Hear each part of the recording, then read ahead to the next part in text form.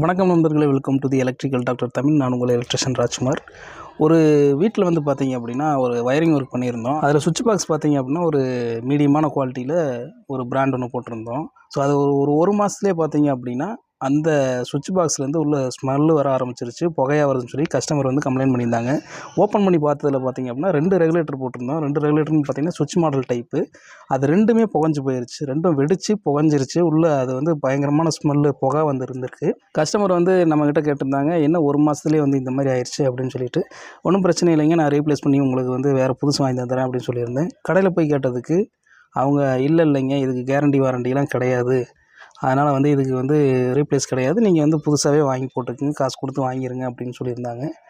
நம்ம ஏற்கனவே வந்து இந்த பிராண்டோட கம்பெனி பற்றி ஒரு வீடியோ போட்டிருந்தோம், கம்பேரிசன் வீடியோ போட்டிருந்தோம். அப்போ வந்து கம்பெனிக்காரங்க வந்து ஃபோன் பண்ணி, எப்படி நீங்கள் இன்னொரு கம்பெனியோட எங்கள் கம்பெனி வந்து நீங்கள் கம்பேரிசன் பண்ணுவீங்க, முதல்ல வந்து வீடியோ டெலீட் பண்ணுங்கள், உங்களுக்கு சுவிட்சு சாக்கெட்டு இந்த மாதிரி ரெகுலேட்டர் ஏதாவது ஃபால்ட் இருந்தது அப்படின்னா நீங்கள் நேரடியாக போய் கடையிலே கொடுத்து நீங்கள் வந்து வேறு புதுசாக வாங்கிக்கலாம், கேரண்டிலாம் இருக்குது, உங்களுக்கு 5 வருஷத்துக்கு கேரண்டி இருக்குது, எந்த பிரச்சனையும் கிடையாது, நீங்கள் மாற்றிக்கலாம், முதல்ல இந்த மாதிரிலாம் வீடியோ போடாதீங்க அப்படின்னு சொல்லிட்டு அந்த வீடியோவை டெலிட் பண்ண வச்சாங்க.